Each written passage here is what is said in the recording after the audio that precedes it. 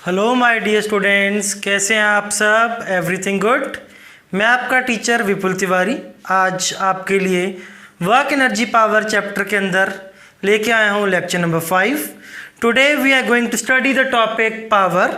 In first 4 lectures we have already covered what is work, types of work, different forces का work कैसे calculate करते हैं। आज पढ़ेंगे हम लोग पावर। पहले तो पावर है क्या ये समझते हैं। देखो बच्चों, मान लीजिए ये ग्राउंड है,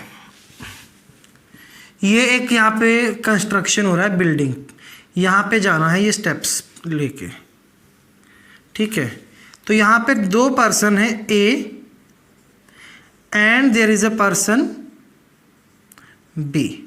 ये दोनों कुछ सामान लेके, कंस्ट्रक्शन में आपने देखा होगा ना, कुछ सामान लेके ये जा रहे हैं यहाँ से लेके ऊपर तक। तो ए भी गया ऊपर तक, बी भी गया ऊपर तक, पर जो टाइम ए को लगा ऊपर तक जाने में, मान लेते हैं वो लगा 2 मिनट्स। बी को जो ऊपर तक जाने में टाइम लगा वो लगा 4 मिनट्स। किसने ज़्यादा वर्क किया? वर्क तो दोनों ने बराबर किया, क्योंकि दोनों बराबर सामान लेके यहाँ से ऊपर तक जा रहे थे। तो वर्क तो कितना आ जाएगा? सर पे सामान उठा रखा था, mgh। पर क्या जो कॉन्ट्रैक्टर है उसको इन दोनों को बराबर पेमेंट देनी चाहिए? दोनों काम तो बराबर कर रहे हैं, पर उस काम को करने में ए कम समय लगा रहा है, बी ज़्यादा समय लगा रहा है। Who is the more efficient worker among this? Definitely this A. पर ऐसा कौन सा टर्म है जो डिफाइन कर पाएगी ए ज़्यादा एफिशिएंट है? That term is power. Power क्या है बच्चों? Power is time rate of doing work, that is work done by time is what? Power. इसके अंदर एवरेज पावर पहले हम लोग डिफाइन करते हैं। चलो बच्चों, क्या है average power? It is the ratio of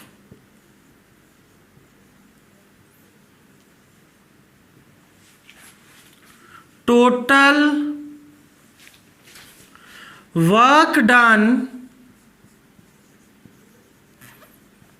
to the total time taken. तो एवरेज पावर का फॉर्मूला है वर्क डन, कितना वर्क किया, अपॉन टाइम टेकन। ठीक है, that is average power is delta W by delta T, या W by delta T कह दीजिए, ज़्यादा बेटर है। ठीक है बच्चों, अब जैसे इस केस में मैं कहूँ average power of A is, वह कितना किया, mgh, कितने टाइम में, 2 मिनट्स में। Power of B is work done इसका mgh, कितने टाइम में, 4 मिनट्स में। आपको साफ साफ दिखाई दे रहा है यहाँ से, power of A is greater than power of B, therefore A is more efficient। तो बच्चों बेसिकली पावर क्या है? Efficiency of doing work. क्या आप वर्क तो कर रहे हैं, पर आप उसको कितनी जल्दी कंप्लीट कर पा रहे हैं, that is the power. I hope बात क्लियर होगी बच्चों यहां तक। इस एग्जाम्पल को मैं हटा देता हूं, नोट कर लिया आप लोगों ने?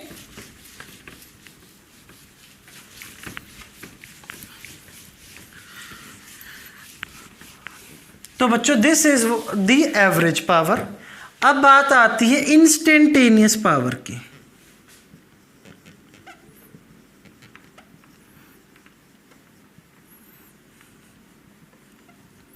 अब इंस्टेंटेनियस पावर क्या है प्यारे बच्चों? इंस्टेंटेनियस हम लोग पहले भी डिस्कस कर चुके हैं। मतलब एक इंस्टेंट पे, किसी समय पे जैसे एवरेज पावर क्या था, एक आदमी ने कुछ वर्क किया 2 बजे से लेके 3 o'clock तक, ठीक है, तो हम क्या लिखेंगे, टोटल वर्क कितना किया डिवाइडेड बाय टाइम जो 1 आवर का होगा। पर मैं पूछूं क्या रेट है work doing for doing work at 2:30 मतलब किसी इंस्टेंट पे किया ना, टाइम इंटरवल क्या होगा, बहुत छोटा। कितना छोटा, चुटकी बजाने जितना छोटा, पलकें झपकाने जितना छोटा, तो ये टाइम इंटरवल बहुत होगा छोटा। डेल्टा टी कैसा होगा, वेरी स्मॉल। और आपको जब पता है ये वेरी स्मॉल हो तो आप इसको डिफरेंशिएशन से डिनोट करते हैं। तो instantaneous power is dW/dt, that is it is a power at given instant. ठीक है प्यारे बच्चों, तो d/dt ऑफ व्हाट, वर्क क्या होता है बच्चों, force dot product with displacement. तो बच्चों इफ फोर्स इज कांस्टेंट, अगर फोर्स कांस्टेंट है तो power will be equal to what, F.ds/dt। Rate of change of displacement ds/dt क्या होता है, वेलोसिटी, तो ये वेलोसिटी हो गया। तो प्यारे बच्चों this power is dot product of what, it is dot product of force and displacement. Power is FV cos theta. Dot product किसका है, फोर्स एंड वेलोसिटी का।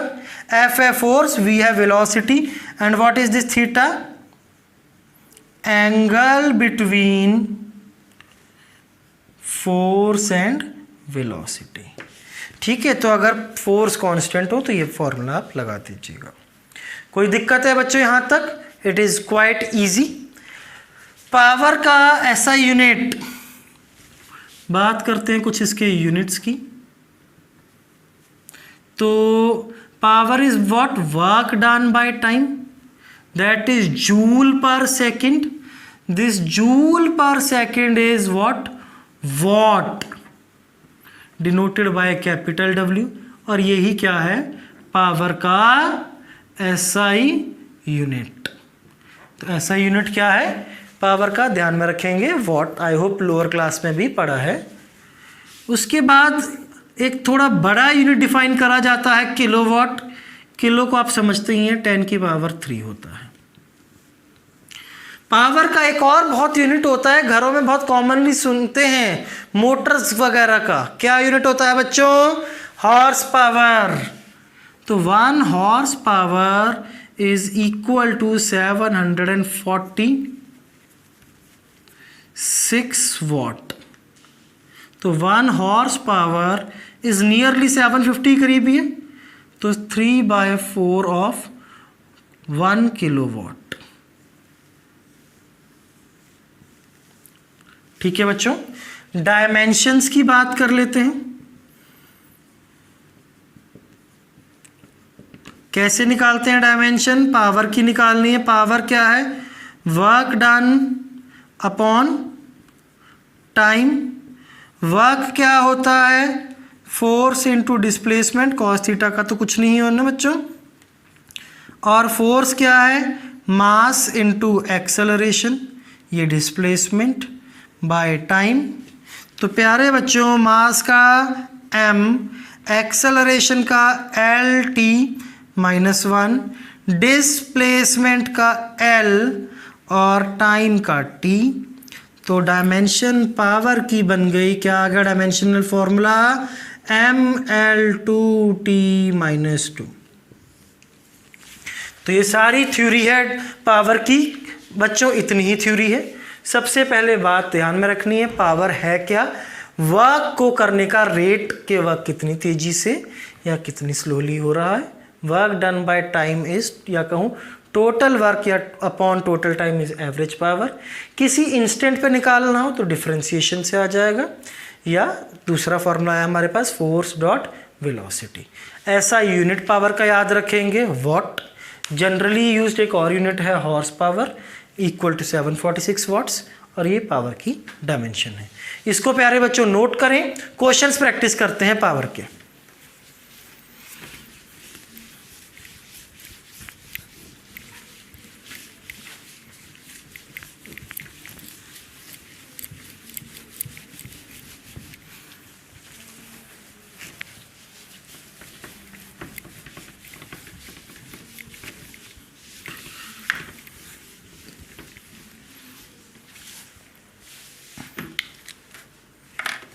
तो बच्चों फर्स्ट क्वेश्चन है,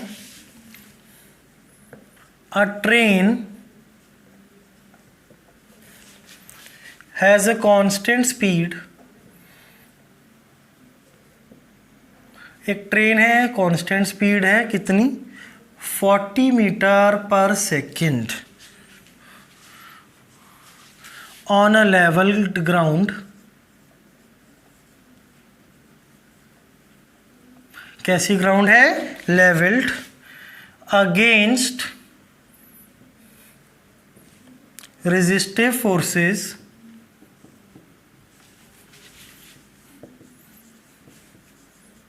of magnitude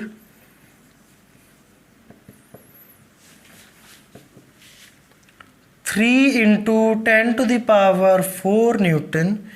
Find power of engine.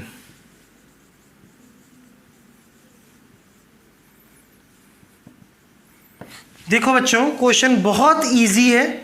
एक train चल रही है, हम छोटी सी ट्रेन बना देते हैं। मान लीजिए बच्चों ये ट्रेन है, मानने में तो कुछ नहीं जाता। ये इस तरफ चल रही है, कितनी स्पीड से, 40 मीटर पर सेकंड से। बच्चों ये राइट साइड में चलेगी तो इधर कुछ फ्रिक्शन लगेगा।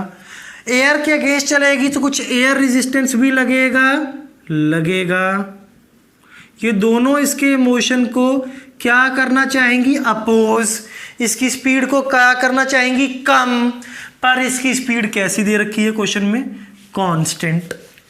तो इन दोनों के अगेंस्ट कौन वर्क कर रहा है, इंजन कुछ आगे की तरफ फोर्स दे रहा है ट्रेन को। बच्चों स्पीड कैसी है, वेलोसिटी कांस्टेंट। तो एक्सेलरेशन कितना होगा, 0। तो फोर्स नेट भी कितना होगा, 0। आगे की ओर कौन फोर्स लगा रहा है, इंजन। कौन रोक रहा है इसको आगे जाने से, एयर रेजिस्टेंस, फ्रिक्शन। ये सब क्या है, resistive forces. Minus force resistive किसके बराबर आ जाएगा, 0। तो इंजन का फोर्स किसके इक्वल आ गया बच्चों, फोर्स जो भी रेजिस्टिव फोर्सेस लगा रही हैं। कितनी लगा रही हैं forces, 3 into 10 to the power 4 newton. ये किसकी फोर्स आ गई, जो इसको आगे बढ़ाने के लिए किसने लगाई, इंजन ने। तो पावर निकालनी है, फोर्स तो कांस्टेंट ही है, F.E। Force F.V। वेलोसिटी भी आगे, दोनों में एंगल 0, cos 0 is 1। इंजन की कितनी power, 3 into 10 to the power 4। कितनी स्पीड है बच्चों इसकी, 40। cos 0 1, 3 into 4 12, यही आ जाएगा, इंटू 10 to the power 5 वाट। इतनी पावर अगर इंजन में है तो ये कांस्टेंट स्पीड से चल पाएगी गाड़ी। कितनी स्पीड से, 40 मीटर पर सेकेंड। नोट करें बच्चों क्वेश्चन को।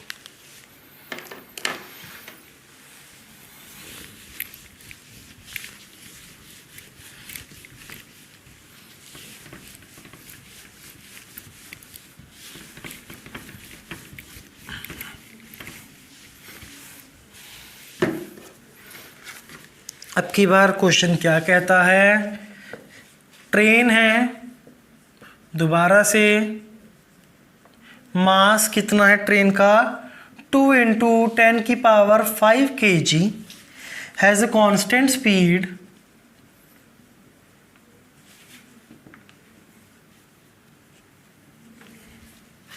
of 20 meter per second up a hill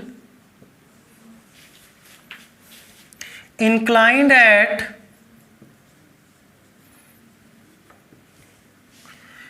sin theta equal to 1/50 to the horizontal.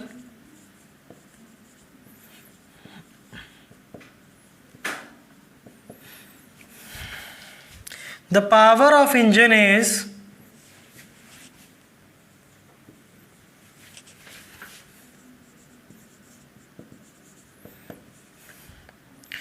8 into 10 to the power 5 watt. Find magnitude of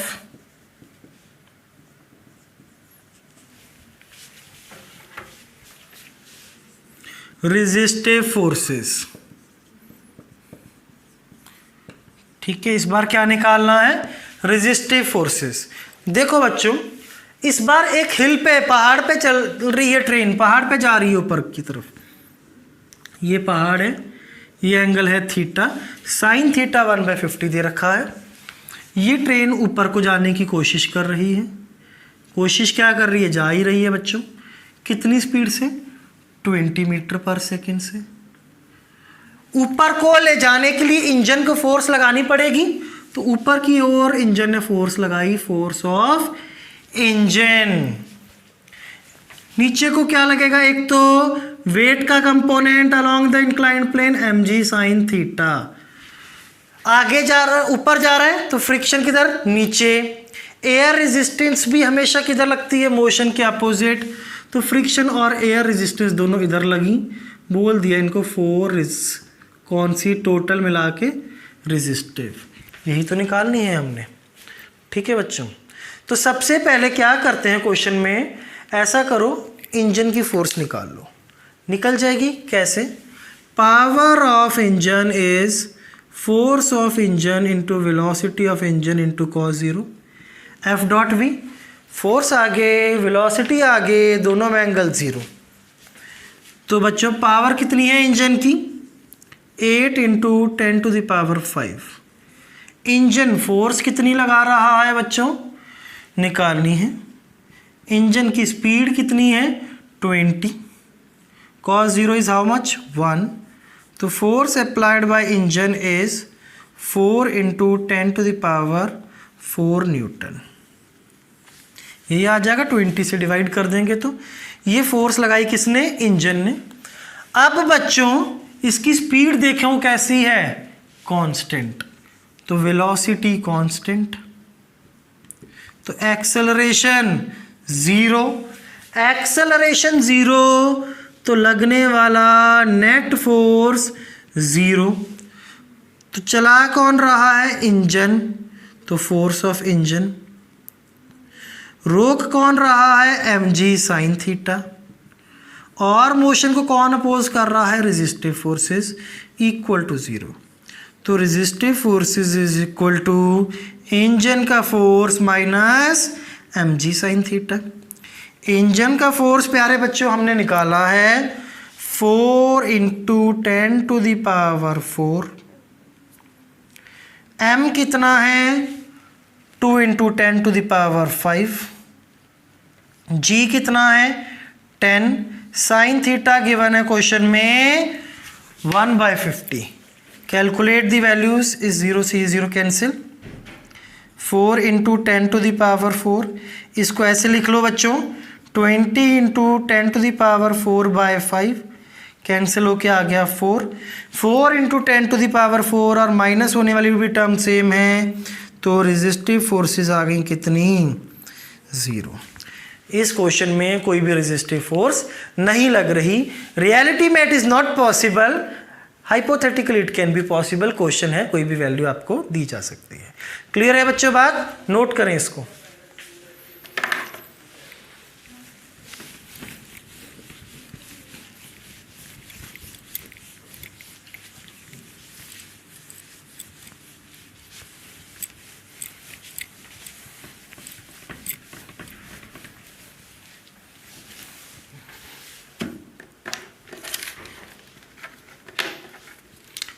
next question देखो बच्चों, क्वेश्चन में क्या कहता है, an engine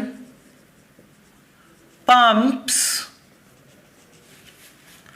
400 kg water through height of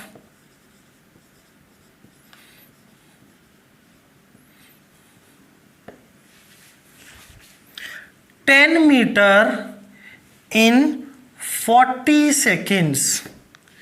Find power of engine.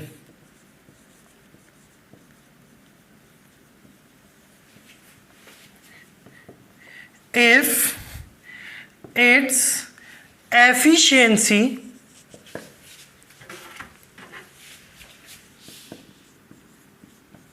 is 80%। बच्चों efficiency को अभी छोड़ो, आप ऊपर का क्वेश्चन देखो, इंजन की पावर निकालनी है। तो क्या है देखो कैसे है क्वेश्चन में।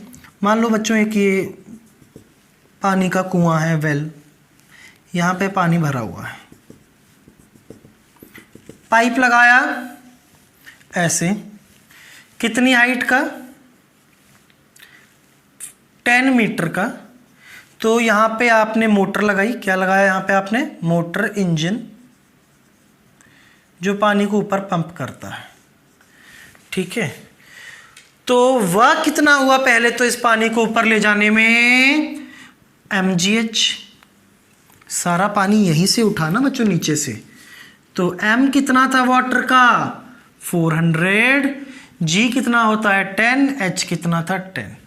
This is work done 400 into 100। Power कितनी चाहिए इस पानी को उठाने के लिए, work done per unit time, work कितना था 400 इंटू 100। टाइम प्यारे बच्चों कितना लग रहा था इसको ऊपर उठाने में, 40 सेकेंड्स। तो ये आ गया 1000 वॉट। ठीक है बच्चों, आई होप यहाँ तक आप लोगों को कोई दिक्कत नहीं है।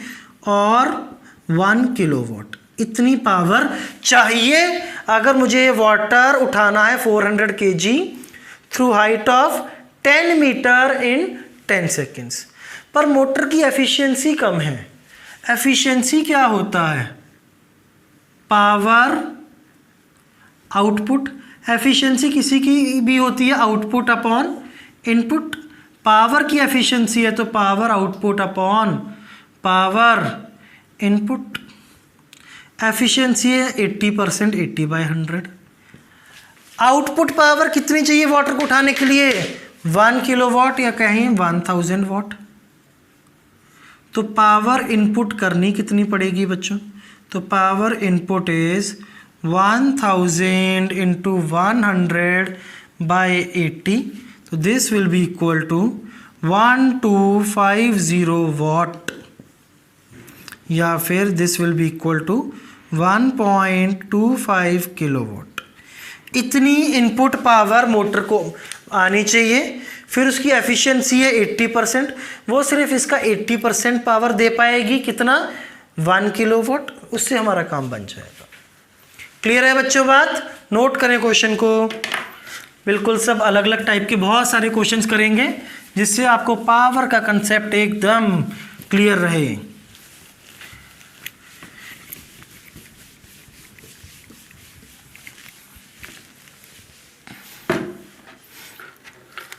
नेक्स्ट क्वेश्चन देखते हैं बच्चों। एक क्वेश्चन में क्या कहता है, an object of mass m accelerates from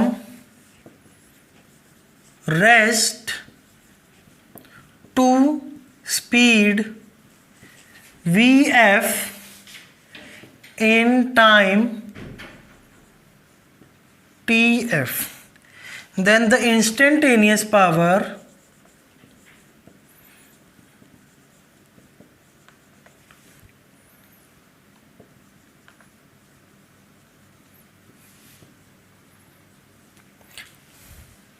delivered to an object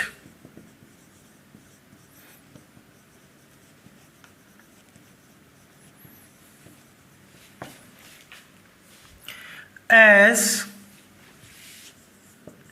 function of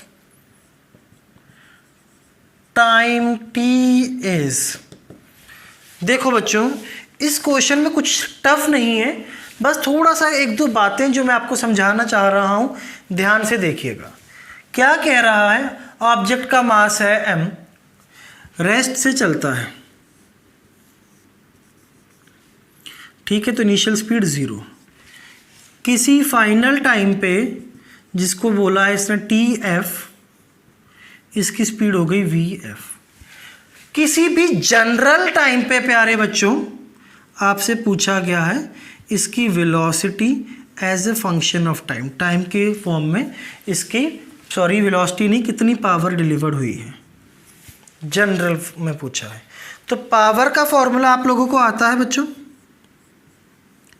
FV cos 0, क्योंकि फोर्स और वो एक ही तरफ है, तो F इंटू वी। फोर्स कैसी है बच्चों? मास इंटू एक्सेलरेशन, ठीक है। आपको दे रखा है एक्सेलरेशन कैसी है? कांस्टेंट। कांस्टेंट एक्सेलरेशन है तो लिख सकते हैं ना सीधा सीधा। अब आप ये देखें बच्चों, पहले तो ए नहीं दे रखा, ए की वैल्यू हम लोग कैसे निकालेंगे? फर्स्ट इक्वेशन ऑफ मोशन लगा लेते हैं, v is equal to U plus A T. पूरे मोशन में एक्सेलरेशन कांस्टेंट है, फाइनल स्पीड हो गई vf, इनिशियल स्पीड थी 0, acceleration a, final time tf। तो प्यारे बच्चों एक्सेलरेशन a कितना आ गया? vf बाई tf, ठीक है। ये फिक्स वैल्यूज हैं vf और tf, एक आपको दिया है इतना टाइम इतनी स्पीड, तो ये फिक्स एक्सेलरेशन आ गया। तो यहाँ से पावर की आपकी वैल्यू आ गई m into A, vf by tf into v। अब पावर पर किसकी फंक्शन में लिखना है? टाइम के। ये जनरल वेलोसिटी है किसी भी टाइम की, this is what? General speed at any time t। बच्चों मैं यही समझाना चाह रहा हूँ, ये जनरल स्पीड है किसी जनरल टाइम t पे, पर ये फिक्स्ड वेलोसिटी और टाइम है। तो किसी भी टाइम पे स्पीड v निकाल सकते हो क्या? u plus A T. शुरू की स्पीड कितनी थी? 0। एक्सेलरेशन कांस्टेंट है, आपने निकाला है vf by tf into any general time t।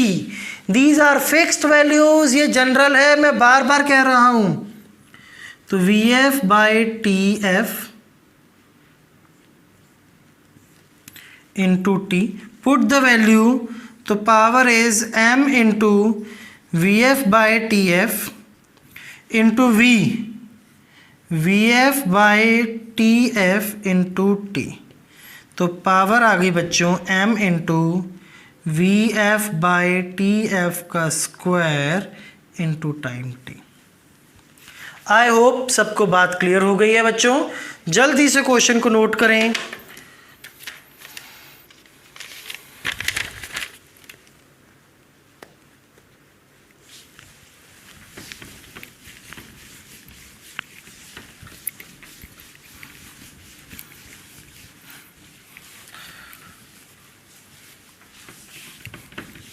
बेटे आगे कुछ क्वेश्चन प्रैक्टिस करते हैं। These types of question they are very important in power.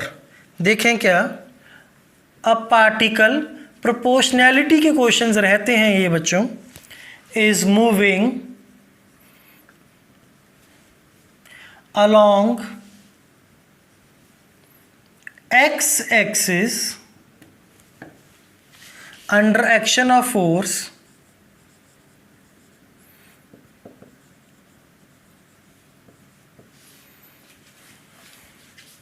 which varies with position as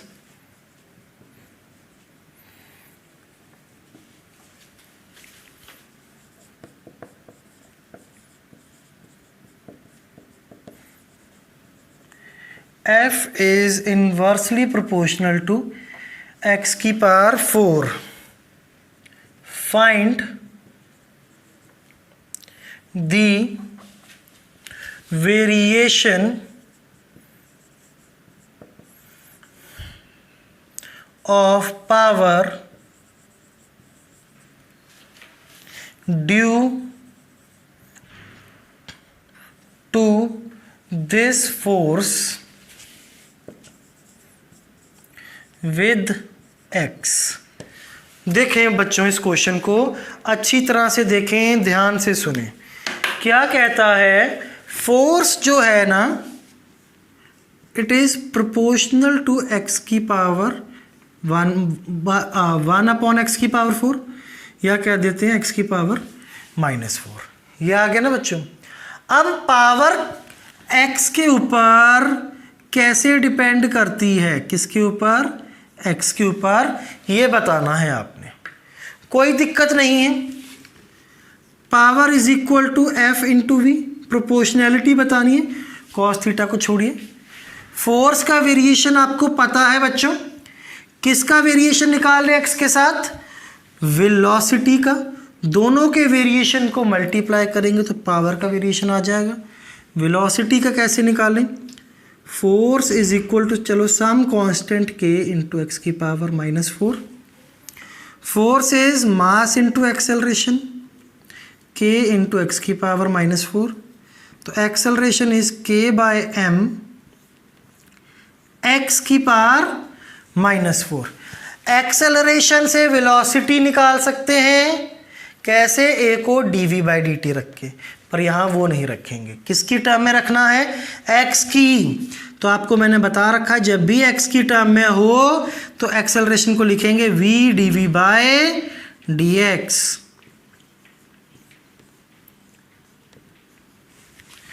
तो बच्चों v dv is equal to K by M, कुछ constant ही है, x की पावर -4 dx। इधर ले जाइए, इंटीग्रेट बोथ साइड्स, क्या आएगा, v square by 2 is equal to K by M, integration में n+1 x की पावर -3 अपॉन -3।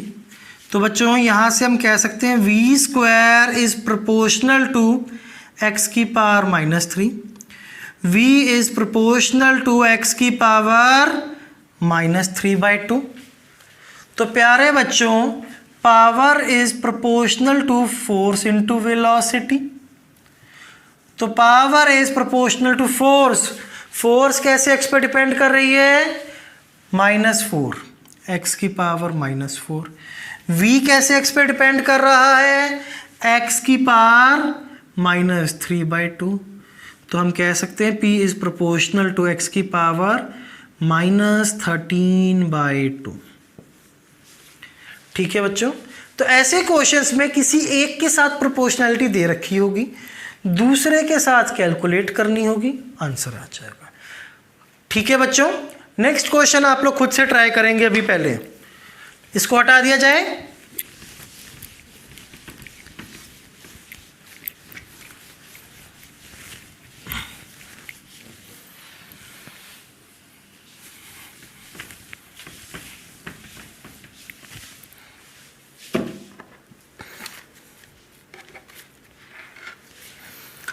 नेक्स्ट क्वेश्चन में बच्चों हमें क्या कहा गया है, a body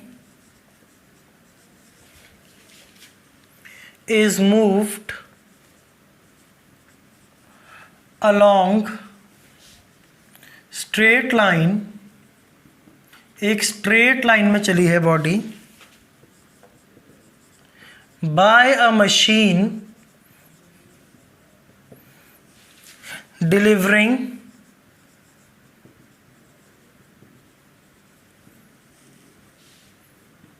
constant power. The distance moved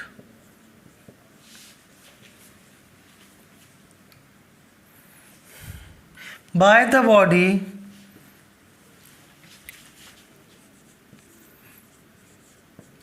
in time t is proportional to आपको ऑप्शंस गिवन है बेटे इस बार, टी की पावर हाफ, टी की पावर 3/4, टी की पावर 3/2, टी स्क्वायर। ठीक है, क्या है क्वेश्चन में, बॉडी एक स्ट्रेट लाइन में चल रही है तो फोर्स और वेलोसिटी के बीच में एंगल 0 है, cos 0 कितना होगा 1। कैसी पावर डिलीवर कर रही है मशीन, कांस्टेंट, तो power is equal to F V cos 0, 0 क्यों, स्ट्रेट लाइन है, is equal to some constant K, तो F into we is equal to constant K. Distance का प्रोपोर्शनैलिटी पूछा है किसके साथ, टाइम के साथ बच्चों।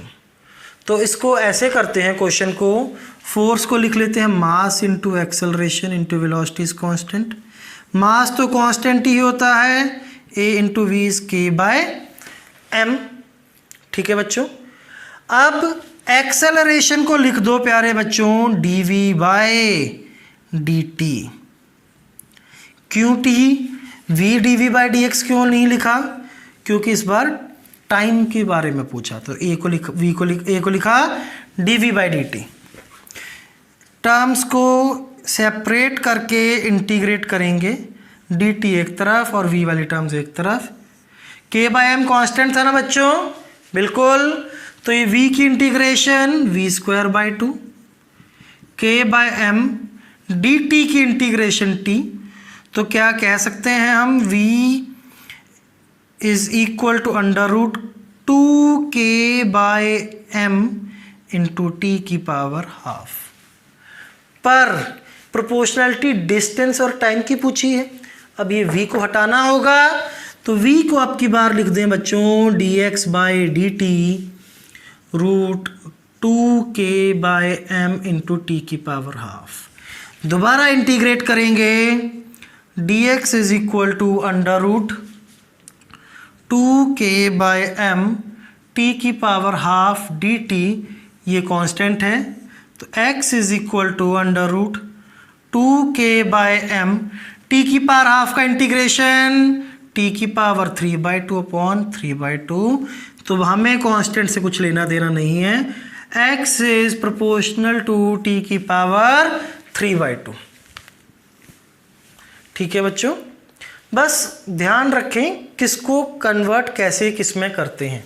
आपको याद रहे v is dx/dt, a is dv/dt और a is v dv/dx, power is f v cos theta, force is mass into acceleration. इन्हीं चीज़ों को बस घूम के ऐसे क्वेश्चन सॉल्व होंगे बच्चों। नोट कर लिया इस क्वेश्चन को आप सब ने, हटा देते हैं इसको।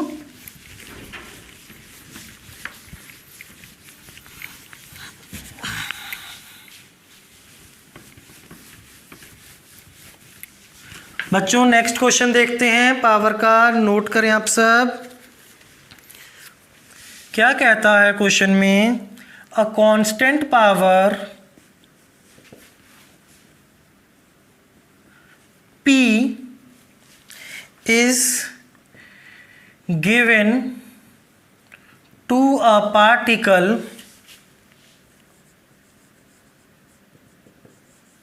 of mass m.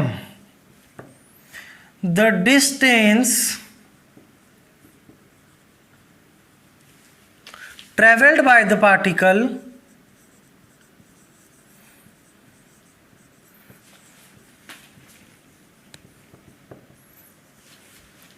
when its velocity increases from v1 to v2 is। ठीक है बच्चों, देखते हैं इस क्वेश्चन को। पार्टिकल कैसी पावर दे रहा है, कांस्टेंट। डिस्टेंस पूछा है जब स्पीड चेंज होगी, मतलब किस किस की टर्म में आपने बात करनी है, v और x की टर्म में इक्वेशन को लाना है, x distance v speed. Power कैसी, कांस्टेंट, तो बच्चों power is F into V into cos zero is equal to constant P, F into we is P। अब फोर्स को क्या लिख सकते हैं, मास इंटू एक्सेलरेशन, तो बच्चों acceleration into we is P by M. किसकी टर्म में लाना है, v और x की, तो इस एक्सेलरेशन को आप लोग लिखें बच्चों v dv by dx is equal to P by M. Terms को एक तरफ करें इंटीग्रेशन के लिए, v into V square dx is equal to P by M into dx। पहले स्पीड थी v1, बाद में स्पीड हो गई v2। पहले ओरिजिन पे मान लेते हैं, बाद में कहीं x पे, वही x तो निकालना है हमने। v स्क्वायर की integration v cube by 3, v1 से v2 p by M into x, v2 का क्यूब माइनस v1 का cube by 3 into m by p is equal to x. आ गया बच्चों आंसर। वेरी इजी क्वेश्चंस, बस थोड़ा conversion को ध्यान रखते हुए फटाफट सॉल्व करेंगे। नोट कर लिया बच्चों। नेक्स्ट क्वेश्चन एंड आज का last question.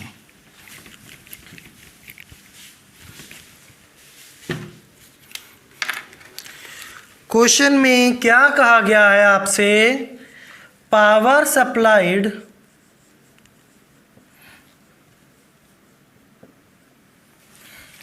to a particle of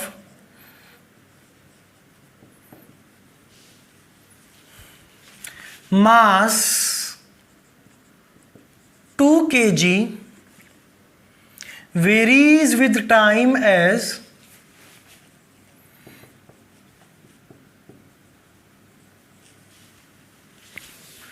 P equal to 3t square by 2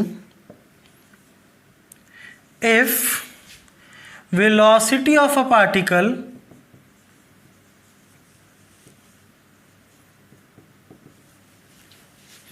at t equal to 0 is 0, find its velocity at t equal to 2 second. Last question है बच्चों, be attentive. क्या है, power supply की गई, power time के साथ very कर रही है, t इक्वल टू 0 पे स्पीड 0 है, आपने 2 सेकेंड पे बतानी है। इजी। पावर को आप लिख लीजिए एफ वी कॉस 0, कुछ भी नहीं दिया हो तो force and velocity will be considered in same direction. Cos 0 is 1, force को mass into acceleration into we is 3t square by 2। प्यारे बच्चों, एक्सेलरेशन को आप लोग रख दीजिए कितना, अब आपको वेलोसिटी और टाइम की टर्म में बात करनी है तो dv बाय dt। मास कितना दिया गया है क्वेश्चन में, 2 kg, plug in the value, v dv is equal to 3t square dt। Mass को नीचे ले आइए, 2 into 2 4, integrate both sides. t equal to 0 पे कितनी स्पीड थी, 0, कितने टाइम पे स्पीड निकालनी है, 2 सेकेंड पे। v का integration v square by 2, lower limit तो 0 ही है, 3/4 कांस्टेंट है, t स्क्वायर का integration t cube by 3 cancel हो गया। तो बच्चों v square is by 2, 1/4, 2 put करेंगे, 2 का क्यूब 8, तो v स्क्वायर आ गया आपके पास कितना, 4, और v आ गया 2 मीटर पर सेकेंड।